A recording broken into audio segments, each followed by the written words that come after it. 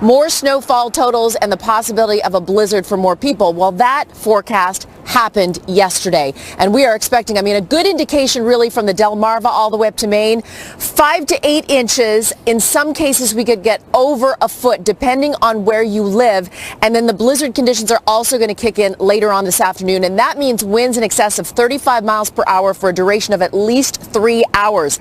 So people are urged, if you can stay at home today, it's best to do so, especially if you live along the coast, the I-95 corridor, and a lot of schools are closed. Now, the temperatures are cold enough for snow, and as you can see, that snow is creeping in on the New York City area up towards Long Island. Long Island under a blizzard warning, as is Boston, as is coastal New Jersey, up towards Connecticut and Maine, and that is going to be, unfortunately, the case throughout the day today. And again, it's going to be a daytime storm, so people are urged to stay off the roadways. We saw what happened in places like Buffalo when you have a few inches of snow on the pavement, and people just don't know how to drive, unfortunately. So just essential workers need to be out there. We want to make sure that our first responders have a clear path if they need to be out there. So you can see the snow. It is starting to wind up. This is a very powerful system. I'm sure you've heard bombogenesis. We've been talking about that. It's a meteorological term that says the pressure is going to drop 24 millibars within 24 hours, and that actually might double. So a very powerful system. Blizzard warnings in effect for millions of folks, really from the Delmarva all the way up to Maine, including the city of Boston. And here's the forecast radar. As you can see, Heather, I think we're going to see in excess of 8 inches here in the New York City area. Some places could easily see 12 to 18 inches. So listen to your local forecasters. And of course, we will keep you up to date. I'm going to be busy here on the plaza. I expect the snow to fly within the hour, my friend. Wow. Back to you. Wow. All right. Well, just stay inside all day long and watch Janice Dean. That's what people should do. I'll be doing it for you. All right. Thank you so much, Janice. Okay. Appreciate it. Important to have her with us this morning. Well, millions, as you can imagine, are now bracing for the worst of that monster storm as it gains steam. These pictures are just amazing. Todd Pyro picks up our team coverage for you now. He is live up in Long Island where snow is already falling, apparently. Good morning, Todd. How you doing? Good morning to you, Heather. Yeah, the snow is already falling here in Islip. This is in Suffolk County, and if you've heard any news report local here in the New York metro area, it says Suffolk County is going to get hit and hit hard. That's the bad news. The good news, not too bad right now. You can see some cars getting an early start on their day. You can still see blacktop, so far so good here. But again, this is very, very early on in the snow. It started snowing here about 2 hours ago. What makes this storm so unique is a few things. One, it's going to be really cold, it's going to be really windy, but like you heard Janice mention, it really is the coastal impact of this storm. Starting off in Florida. People go to Florida this time of year to get out of what we're getting hit with right now in the Northeast, but they did get hit, albeit to a lesser degree there in Florida. Then there's Georgia. You have heard over the years of Georgia getting hit with snow. A number of my friends in Atlanta say, oh, when it snows an inch here, the city shuts down. Well, Georgia also got hit. The focus right now is definitely this part of the Northeast, the New York metro area. You can see the preps going on in the New York metro area, and then Boston. The big concern at this point for folks in Boston is that this is going to make its way up there and also be very impactful for them. But again, folks here in the Northeast, we're somewhat used to this, albeit maybe not necessarily the hurricane-like winds that we've heard people talking about. Heather, back to you. Yeah, well, stay warm. Try to out there. I always hate it when people say that to me if I'm covering something outside, but I mean it sincerely, Todd. I'm trying to stay warm. Right. All right. Appreciate your coverage. Thanks. Well, now to another Fox News alert for you. This is a crazy story. You hear about this, a cease and desist. President Trump's lawyer threatening imminent legal action against Steve Bannon overnight. It comes hours after the former White House chief strategist described a meeting between Don Jr. and Russians as treasonous. Griff Jenkins is live for us in Washington, D.C., where the war of words has reached a boiling point. It was amazing to see all of this unravel yesterday, Griff. Oh boy, Heather, good morning. I mean, where to begin? This war of words exploding between the president and Steve Bannon, now President Trump's attorney, issuing that cease and desist letter to Bannon. It follows a anticipated book release where quotes have been leaked out, and it is highly disparaging to the president and his family, claiming, among other things, that the president's son and son-in-law committed, quote, treason and were, quote, unpatriotic in reference to the Trump Tower meeting with a group of Russians in 2016. Bannon quoted quoted as saying, quote, "They're going to crack Don Jr. like an egg on national TV." The White House responding with a blistering statement saying when he was fired, he not only lost his job, he lost his mind. Steve had very little to do with our historic victory, which was delivered by the forgotten men and women of this country. Steve doesn't represent my base. He's only in it for himself. Steve Bannon continuing weighing in on the feud on a Breitbart satellite radio program last night. The President of the United States is a great man. You know, I support him day in and day out, whether going through the country, giving the Trump miracle speech or on the show or on the website. So I don't think you have to worry about that. But I appreciate the kind words. But the words are anything but kind. Perhaps the harshest words directed in this book, soon to be released, is at Donald Trump Jr., who responded to Steve Bannon last night, tweeting, quote, "Steve had the honor of working in the White House and serving the country. Unfortunately, he squandered that privilege and turned that opportunity into a nightmare of backstabbing, harassing, leaking, lying, and undermining the president. Steve is not a strategist. He is an opportunist." So the letter is out, cease and desist. Bannon continuing to talk out. We'll see if this continues today. Not sure what this serves, but it is certainly something to watch today. All right, Griff Jenkins live for us this morning. Thank you, Griff. Appreciate it. Well, in just hours from now, moving to some actual work getting done, President Trump will sit down with Senate Republicans to discuss DACA and border security. Pairing the two could be critical. We've talked about that in order to pass a government spending package by the January 19th deadline. But Congress has a March 5th deadline to strike a deal on DACA, which protects nearly 700,000 young immigrants known as Dreamers from being deported. Now, President Trump has said that he will not sign a deal unless it includes funding for his border wall. But Sarah Huckabee Sanders says that the GOP is willing to work with Democrats. Look, we'd like to make a deal on securing funding for the border wall, as well as ending chain migration, ending the visa lottery program, interior enforcement. So we'd like to do that right away. So if the Democrats are willing to sit down and make that deal, I think we'd be happy to get that done by the end of the month. Well, this as 3 ex-Homeland Security chiefs write an open letter urging Congress to include DACA in the January spending bill. So we'll see what happens on that. But here's something that happened overnight. The House Intelligence Committee announcing a deal with the Department of Justice finally to turn over subpoenaed documents related to the anti-Trump dossier. Chairman Devin Nunes saying that they will be turned over in the coming days after threatening to hold the DOJ and the FBI in contempt. This announcement coming just hours after FBI Director Christopher Wray and Deputy Attorney General Rod Rosenstein met with House Speaker Paul Ryan. It was in a closed-door meeting. The FBI has been accused of anti-Trump bias. You know about that by top agents during the Hillary Clinton and Russia investigations. So we'll keep an eye on that for you today as well. And Paul Manafort is fighting back against special counsel Robert Mueller and his Russia probe. President Trump's former campaign chairman filing a lawsuit claiming that the investigation has gone too far. Now, Manafort, who was indicted on money laundering charges along with his deputy, Rick Gates, says that he was wrongly charged and that Mueller overstepped his boundaries since the alleged crimes happened years before the 2016 election. Both Manafort and Gates have pleaded not guilty. And switching gears, the Powerball jackpot surging overnight to more than $500,000 after another drawing yields no winner. Now, the grand prize is now at an estimated $550 million, which would be the 8th largest lottery prize ever. And the next drawing will be Saturday, just so you know. The $418 million Mega Millions drawing will happen tomorrow, though. Combined, the games sit at a record-setting $968 million. And who couldn't use that? Well, the time now is about 11 minutes after the top of the hour. North Korea, Iran, Pakistan, all put on notice by President Trump. How will the world react now that America is no longer leading from behind? Why, our next guest says that how the president handles these rogue regimes is just as important as defeating ISIS. And fuel pump freak out, the drivers going into meltdown mode over having to pump their own gas. And here's a live look. This is from Maryland, where the snow is coming down. Look at that. We're going to continue to monitor the weather for you throughout this storm. What are they calling it? The bomb cyclone, as it continues to develop up the East Coast. Stay with us.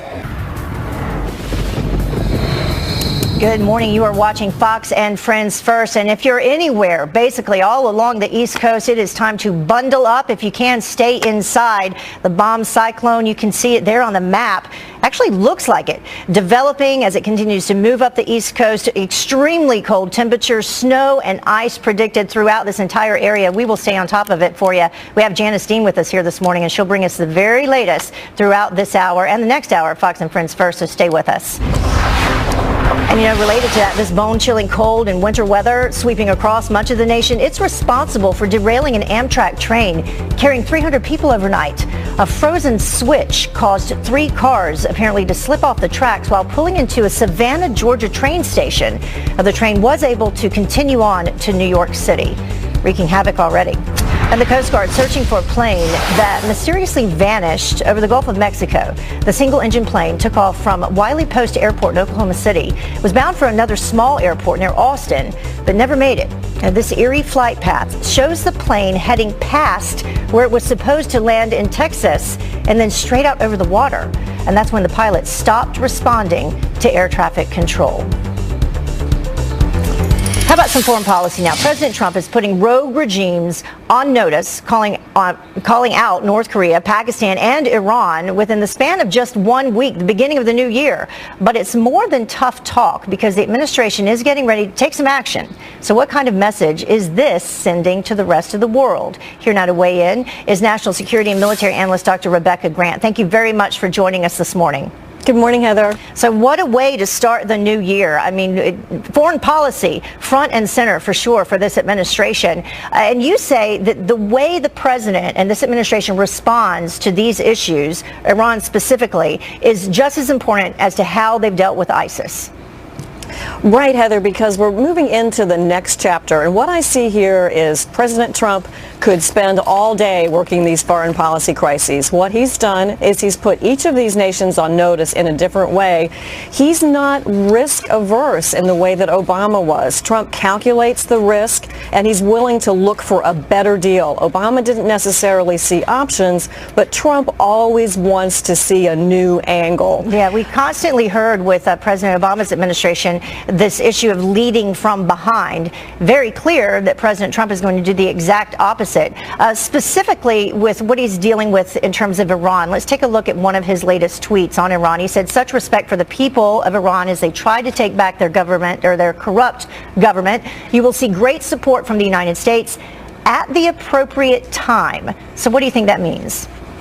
I love it. Once again, he's being correct, but he's also being cautious. So he wants the people of Iran to know that we remember their tremendous culture, that they have a bright future, but he's really putting the mullahs on notice as well. But he's not overstepping the bounds. He's not making any threats. He's letting events in Iran unfold, but knowing that the U.S. and other nations around the world support a better future for Iran at some point in time. Now, Iran, is the Walmart for terrorists. So don't forget that Iran is in a little Cold War with Saudi Arabia, and we also see our U.S. forces facing Iranian-made equipment on the battlefield. Back this summer, one of our pilots had to shoot down an Iranian drone that had attacked our forces in Syria. So Iran is a real problem, and their reach for ascendancy in the Middle East is something that Trump is determined to head off. Yeah, something else, another area that's been a problem with terrorists. I mean, Osama bin Laden was hiding out there. Pakistan, the president has said that he is going to cancel the security assistance to Pakistan. What's your thoughts on how he's dealing with that? This is another very careful tweet. Read every word. He's put them on notice, but as we know, we do have a good, quiet relationship with the military of Pakistan. We could not do those operations in Afghanistan without some of the logistics and other assistance that comes through Pakistan. That said, Trump's Afghanistan strategy won't succeed if Taliban, ISIS, and others can go across that mountain border into Pakistan. He wants Pakistan to clamp down on that border. He is positioning for a better deal in the U.S. relations with Pakistan. Much more to come with Pakistan. All right, Dr. Grant, thank you so much for joining us. We appreciate it. We didn't even have time to get to North Korea. So much on the plate already for the new year. Appreciate your insight as always. Thank you, Heather. Thank you. Well, the time now is about 20 minutes after the top of the hour. An ISIS terrorist taunting America in our own backyard as New York City steps up security measures. Why? Former NYPD Commissioner Bernard Kerik says that the time for profiling is now. It's like he'll blow the whole world up so his stupid sons don't have to go to jail. Will President Trump start a war with North Korea to avoid his sons from going to jail? Joy Behar seems to think so, and social media is sounding off. Carly Shimkus is here with that reaction online. Good morning. Welcome back to Fox and Friends First. Social media exploding over the war of words between President Trump and his former chief strategist. Republicans rushing to the president's side as the left claims that Steve Bannon is their new champion. Go figure. Carly Shimkus with Fox News Headlines 24/7 Sirius XM 115 is here with the reaction online. Wow. Good morning. Yeah, Good wow, in a word. Yeah, Steve Bannon's comments attacking President Trump's own children and the president's response sent shockwaves across social media yesterday, but it looks like no one is enjoying this feud more than Senate Majority Leader Mitch McConnell, whose team sent out this gif of his smiling face. Check that out. They sent that out shortly after the president issued his response. Now, it's no secret that Bannon and McConnell don't get along. Bannon even vowing to remove McConnell as Senate Majority Leader. There is so much more reaction coming in on this story. Trump supporter Bill Mitchell tweeted this. My response is, no one voted for Bannon. The guy I voted for is delivering in spades. For me, the rest is noise. Another Twitter user writes, but looking like this author is not credible. The Trump train needs to put a stop to the left trying to divide us. Speaking of the left, some in the Democratic Party are embracing what Bannon had to say, like Senator Mark Warner, who tweeted, look, I don't often agree with Steve Bannon, but we should be able to agree that if a foreign adversary approaches you with dirt on a political opponent, any true patriot would alert the FBI immediately. Yeah, this is big, and it's going to continue to unfold today, Yes, I am sure. absolutely. All right, so Joy Behar, she always has something to say. Yeah, the ladies on The View attacked President Trump yesterday. Can you believe it? Listen to Joy Behar trying to tie President Trump's tweets on North Korea to the Russia investigation. Take a listen. My feeling is that probably they're getting closer to him in the Mueller investigation, and that's what this is about, a lot of it. It's like he'll blow the whole world up so his stupid sons don't have to go to jail. Okay, so that's what she has to say about that. Laura, though, says, I can't believe anyone watches the show. A very similar tweet coming in from Maureen, who says, why do people watch this ridiculously uninformed program? Yikes. Yeah, I wonder if she knows that there's not actually a button. Yes, well, yeah, I know. No big red button, but Yes. Whoopi Goldberg has one, apparently. So in Oregon, you now have to pump your own gas, Yes. and people aren't happy about it. No, not at all. So 2018 marked a historic change for the state. Residents living in rural areas, rural communities, don't have to pump their own gas anymore, or rather they could pump their own gas. I'm so sorry about that. This causing a whole lot of controversy on social media. One person from Oregon wrote on Facebook saying, I've lived in this state all my life and I refuse to pump my own gas. I had to do it once in California while visiting my brother and almost died doing it. This is a service-only qualified person should be performing this duty. I will literally park at the pump and wait until someone pumps my gas. I can't even. When you end something with I can't even, you know they're it's serious. Well, I was saying, I don't even think I've ever been to a station where I didn't have to pump my own gas. I grew up in New Jersey, and So all I've you're used ever to it. done was have somebody pump my gas for me. So I agree with Mike. It's pretty serious stuff. I don't know what to do. Amazing. All right. Thank you so much. Appreciate it. Thanks a lot. Well, the time now is about half past the top of the hour. And Steve Bannon, as Carly was just talking about, trying to smooth things over after calling President Trump's children traitors. The President of the United States is a great man. You know, I support him day in and day out. So what is the former chief strategist trying to accomplish by turning his back on the man, or at least his children, that he helped elect? Well, our next guest says that credibility is key here. And a massive winter storm, it continues to barrel up the East Coast right now, bringing snow and ice. We'll have live Fox News team coverage up next. Welcome back to Fox and Friends First. 4:31 here on the East Coast, and we have this Fox News alert for you right now. Millions of people in the path of a dangerous winter storm, a monster storm roaring up the East Coast. The powerful system packed with ice, snow, and hurricane force winds over a dozen states under a blizzard warning, and the time to prepare is now over. Too late. We have got team coverage for you. Let's get straight to Janice Dean with the very latest on the path. Good morning, Janice. Hi, Heather. And we are seeing the first snowflakes here in New York City. It is happening, and it's going to start to come down now in earnest. We're going to see, in some cases, especially on Long Island, a couple of inches of snow an hour. And we have blizzard warnings really up from the Delmarva towards Maine, meaning that we're going to see conditions go downhill starting now throughout the day today. So this is a daytime storm. Officials along the coast are saying stay inside, no school for millions of kids today, and if you're not an essential worker, don't be on the roadways. Take a look at this. We have low visibility across portions of Maryland and Delaware up towards New Jersey, and then certainly we're going to see the potential for blizzard conditions here in New York City later on today. There's the track of the storm. The one thing we have going for us is that it's going to be a quick mover, relatively speaking, but so much energy that we could certainly see in some cases over 12, maybe 18 inches of snow once all is said and done. So by this time tomorrow, it won't be falling from the sky, but the cold air will be in place and the snow is really not going to go anywhere. So that's the problem. We're going to see the potential for a lot of power outages, Heather, all up and down the coast, and then we're going to be dealing with sub-zero temperatures heading into the weekend. So that's my big concern once the storm is over, is that people without power need to know what they're going to do, where to keep warm. But there's a look at some of the snow totals. In some cases, we could get upwards of 18 inches, especially along the coast and where we have the blizzard warnings. Back to you. Man, oh man. Yeah, and that's a good point. People need power to stay warm. Absolutely. That is very dangerous. Although the snow can be fun and pretty, got to pay attention to that. Thank you so much, Janice. Of course. Well, the monster storm is expected, as Janice was saying, to bring more than a foot of snow in some places. Look at these snow plows right there. It's crazy. Making travel, of course, difficult, making it dangerous. Laura Ingle joins us now and continues our team coverage. She is live outside a train station in New York. That is where the snow is already coming down. Good morning. Good morning, Heather. And boy, we're getting some pretty fierce winds whipping around here on our faces. We're outside the Ronkonkoma train station and for the Long Island Railroad.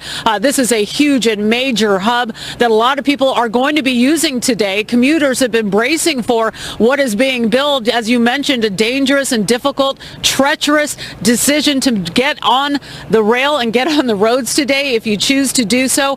We are expecting, we've got the blizzard warning. It just changed over to that on Long Island. Suffolk County could be getting, as Janice mentioned, up to 6 to 12 inches. And let's talk about those plows that you mentioned. The preps have been underway and in overdrive. Heavy blowing snow will be pummeling the island with fierce winds as it builds into that bomb cyclone we have been hearing about, which will be bringing the severe drop in pressure, hurricane force winds, coastal flooding, sanitation workers all over the place prepping for this. The New York area alone has been seeing the plows and the salt spreaders out in force, over 2,400 being used in New York City alone. The word of the day is to stay off the roads if you can. Sanitation workers are telling people to be ready. The high winds and very low temperatures means that we're going to be operating in near whiteout conditions likely during part of this storm. It means that we need to move more slowly and more carefully. It also means that the salt and the calcium chloride is not as effective as it would be if we were 15 degrees warmer. And this winter storm could impact 41 million people from northern Florida to Maine. At least 17 deaths have been caused by the extreme cold. And as we continue to monitor the commuting situation out here, we'll bring you more as we see people braving the elements. Heather. All right. Much like yourself, Laura, I appreciate it very much. You coming in early and covering this for us. Thank you. Well, President Trump's lawyer putting Steve Bannon on notice after his bombshell book claims that Donald Trump Jr. committed treason. Now, the war of words between the president and his former chief strategist now heating up. And here to react is New York City Councilman Joe Borelli. Joe, thank you so much for joining us this morning on this. So your first initial thoughts yesterday as all this continued to unfold? Well, it was a bit shocking, I'm not going to lie. It was certainly something that caught a lot of people in the Republican Party by surprise. I think the first question, though, we have to ask is whether the author of this book is even credible or not. This is someone whose credibility has been challenged multiple times for multiple other things he wrote. And, you know, Joe Concha, who who was very familiar to this audience, was out last night pointing out that President Trump had been, talking about John Boehner for the past 7 years. Yeah, and that's because there's an element in the book where he claims that President Trump didn't even know who John Boehner was. One of these little sensational tidbits this author is trying to push is that the president didn't even know who the Speaker of the House was. And it's just easily provable and false. Mm-hmm. And then you see this person, this author, trying to be sensational. He's talking about Jared and Ivanka's pillow talk. I mean, it's essentially voyeuristic, if nothing else. Yeah. And if the guy's goal is to sell books, he's doing a great job because we're all talking about it. If the guy's goal is to be truthful, I'm not sure how credible he is. Yeah, and there are people that were quoted in the book who came out yesterday and said, well, I didn't say that. Right, and not many books have to have a page in the front of their book saying that everything else we're writing after this point may not be accurate. That's not something that's typically found in nonfiction books. I think, though, beyond this, though, the president didn't take this as something that Steve Bannon did not say. He went right on the attack. And in Steve Bannon's sort of backtrack last night on his radio show, he didn't deny it either. So. Right, he didn't deny it. He said that he still supports the president, although he did come out, I mean, if this happened, and spoke very unkindly about the president's son and his son-in-law. Here's what his son had to say.